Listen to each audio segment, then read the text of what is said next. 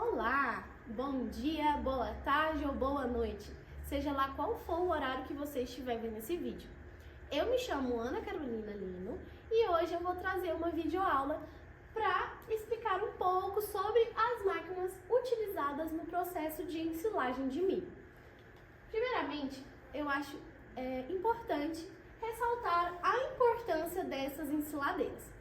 As ensiladeiras, elas são essenciais, já que é através delas que vamos produzir uma silagem de qualidade e, consequentemente, uma alimentação adequada para os animais. Essa silagem que é feita, ela é de extrema importância, já que ela ajuda a manter o gado saudável e produtivo. Então, ela desempenha um papel crucial para a alimentação dos animais. As principais máquinas envolvidas no processo da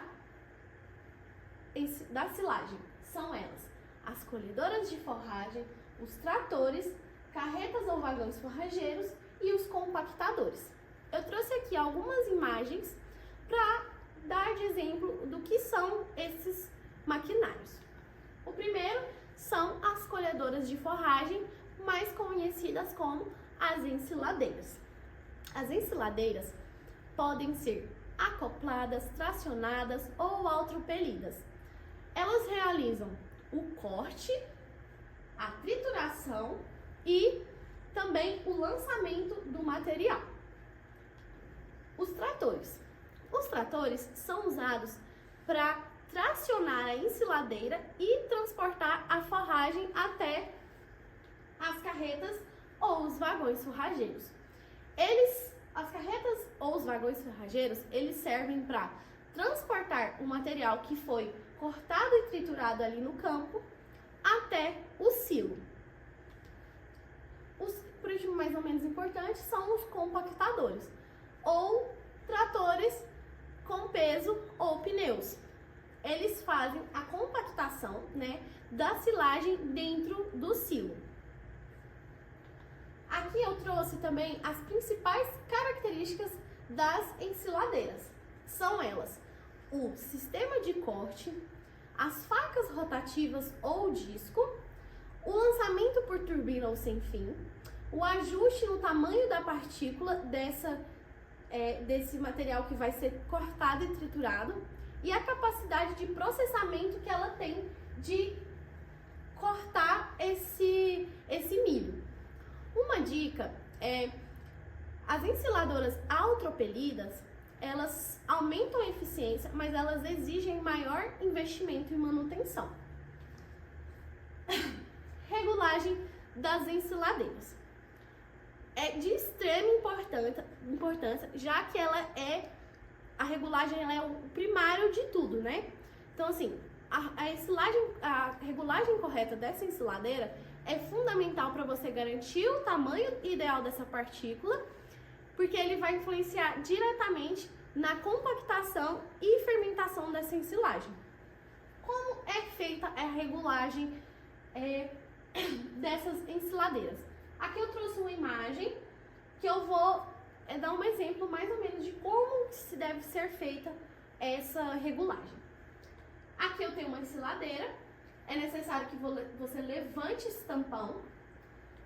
Aqui, assim, mais ou menos nesse círculo, tem um disco aqui dentro.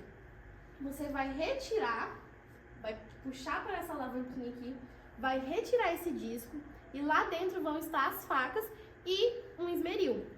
Então, é necessário que você tire esse disco para eles poderem ter contato um com o outro. E aí, como que você vai fazer? Essa alça que tem bem aqui, você vai regular ela 4 vezes. Você vai dar 4 voltas. 1, 2, 3, 4. Para poder ficar perto o esmeril das facas. E aí, por último, você vai dar mais uma apertada para que ele chegue próximo. E você vai ligar o trator numa marcha mais lenta e colocar ele numa velocidade de 4 a no máximo 6 km por hora. Para poder fazer com que seja amolada essas facas que ficam aqui dentro. Isso vai influenciar diretamente no corte, desse grão. Pontos importantes da regulagem. a distância entre faca e contra-faca, né, que ela interfere na qualidade do corte, a velocidade de avanço versus a rotação do tambor de corte, ela define o tamanho dessas partículas. O ideal é que seja de 0,5 a 2 centímetros. As facas afiadas, né, que evitam o esmagamento desse grão e o ajuste do rolo processador. Em ensiladeiras modernas, a quebra desses grãos melhora a digestibilidade. Um ponto importante para se ressaltar é nunca esquecer de fazer essa regulagem todos os dias, pelo menos 2 vezes ao dia. Sim, 2 vezes ao dia. Você faz antes do início da colheita e depois que você fazer a colheita no período da tarde, você vai fazer essa regulagem de novo e assim sucessivamente. Isso é de extrema importância, lembrando, para o tamanho das partículas, vai interferir na fermentação, então é de extrema importância que não se esqueça de fazer essa regulagem. O ponto ideal da colheita do milho para a ensilagem. O ponto da colheita ideal garante maior valor nutricional e melhor fermentação da ensilagem. Então, quais são os critérios para determinar? Primeiro, você vai ter que ter uma matéria seca de 30 a 35%. Os grãos têm que ser na fase inicial, fase farináceo duro, que é quando a linha do leite está entre 1/2 e 2/3 do grão, e quando a planta ainda está verde, ou seja, mas com folhas basais iniciando a secagem. Aqui eu trouxe uma imagem que dá para você identificar a matéria seca através dos grãos desse milho. A janela ideal é de 30 a 35%. Aqui eu trouxe 3 tipos de espigas. Essa primeira, ela tá com uma matéria seca de 32%. Essa 35%. E essa daqui, ela já está a 38%. Ou seja, ela já passou desse ponto ideal. Que eu trouxe uma imagem de como você vai olhar melhor como que vai estar essa porcentagem de matéria seca. Quando ele ainda está leitoso, com a linha do leite ausente, você não pode fazer a colheita, porque vai ficar um grão muito úmido. Quando ele já está atingindo a linha do leite de 1/4 a 1/3, já começa a ter uma porcentagem de 30%. A linha do leite na metade do grão, ela já vai estar numa porcentagem de 32%. E a linha do leite a 3/4 do grão já vai estar uma porcentagem de matéria seca de 35%. Aqui, quando é o grão duro, a linha do leite já vai estar completa, então ele já vai ter passado desse ponto. Então, assim, vai ser mais difícil a trituração, compactação desse milho, então é necessário que seja sempre de 30% a 35%, não passando disso, porque senão o grão vai ficar duro, ou então ele vai ficar úmido.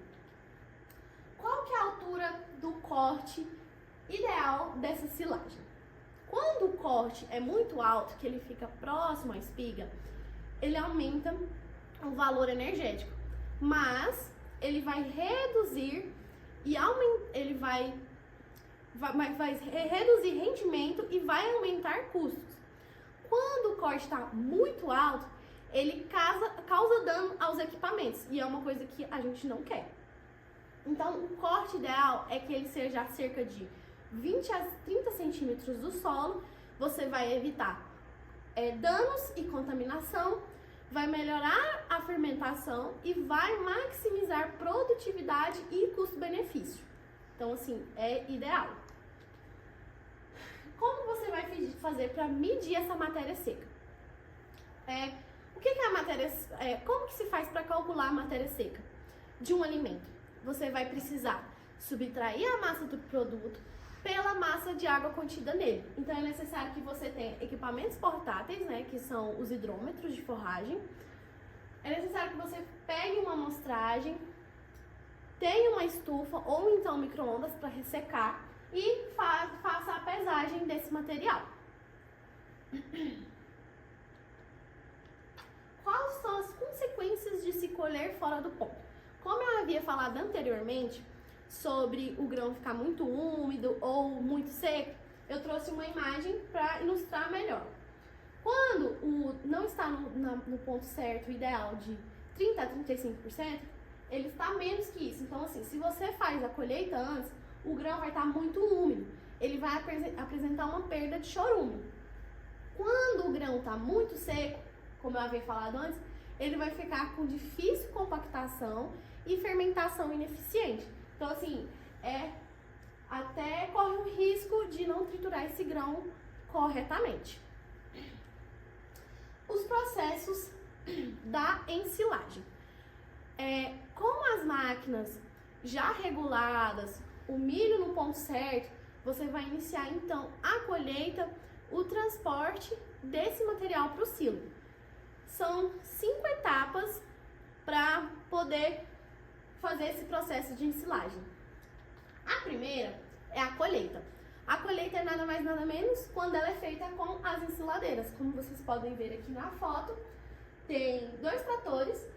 Um está acoplado com o vagão forrageiro, né, ou a carreta forrageira, e o outro está acoplado com a ensiladeira.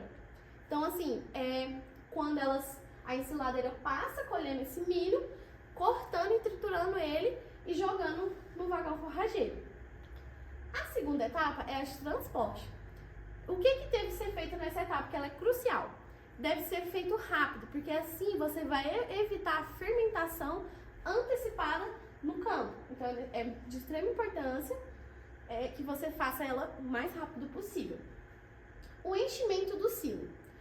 O enchimento do silo é nada mais que a distribuição uniforme, né, dessa ensilagem em camadas finas, de no máximo 20 a 30 centímetros. O ideal é que se use tratores leves, com pneus mais largos, para não formar bolsões de ar. A compactação. A compactação, ela é fundamental. A densidade dela ideal é que seja de 700 a 800 quilos de matéria seca por metro cúbico. É necessário que você remova o oxigênio e melhore a fermentação lática. Por último, mas não menos importante, a vedação. Como é feita essa vedação? Essa vedação é feita com uma lona plástica resistente de mais ou menos 200 micras. Ela pode ser coberta com pneus, terras ou sacos, e ela evita. Por que é necessário que você faça isso? Aqui, como tem na imagem, vocês podem ver que está coberta toda com terra e vedada bem aos lados. Por que é necessário? Para você evitar a entrada de água ou ar. Uma dica técnica muito importante é que você ensile no mesmo dia da colheita, compacte constantemente durante o enchimento. A digestão do amido, por causa do milho, é necessário que você feche isso daqui por cerca de mais ou menos 30 dias. Considerações finais. A ensilagem, para ela ser eficiente, ela depende de vários conjuntos. Conjuntos esses que eu apresentei aqui, que são máquinas adequadas, ponto de colheita correto e manejo técnico preciso. Cada detalhe de toda essa etapa, de todos esses processos, desde a regulagem da ensiladeira até a vedação do silo, ela impacta diretamente na qualidade da silagem oferecida ao seu rebanho. E por que isso é importante? Nada mais, nada menos que o bem-estar animal, né? Então, assim, quando você cuida bem do seu rebanho, dos seus animais, alimenta eles corretamente, no horário correto, tudo sendo feito corretamente, eles vão ter uma vida mais saudável e, consequentemente, maior produtividade. Então, assim, desde lá de começar a saber a importância da ensiladeira, regular a ensiladeira, ter todos esses processos, você vai chegar ao fim tendo animais com a saúde melhor, tendo nutrientes mais ricos, sendo também mais produtivos. Isso também interfere na genética, na variabilidade genética desses animais, na reprodução deles. Então, assim, um resumo dessas boas práticas é que você use máquinas adequadas ao tamanho da sua propriedade, regule sempre corretamente para cortar no tamanho ideal. Gente, a regulagem é muito importante, não pode esquecer, sempre no começo do dia antes da colheita e depois à tarde de novo. É necessário que você colha sempre no ponto certo, que é a matéria seca de 30 a 35%, né, de matéria seca, nunca antes ou depois, para poder fazer essa ensilagem. E é igual eu falei nas partes do processo de ensilagem: colheita, o transporte, compacte e vede tudo no mesmo dia. Com todas essas ações, você vai garantir uma silagem de alta qualidade e vai aproveitar ao máximo o potencial desse milho. Então, eu espero que vocês tenham gostado e muito obrigada!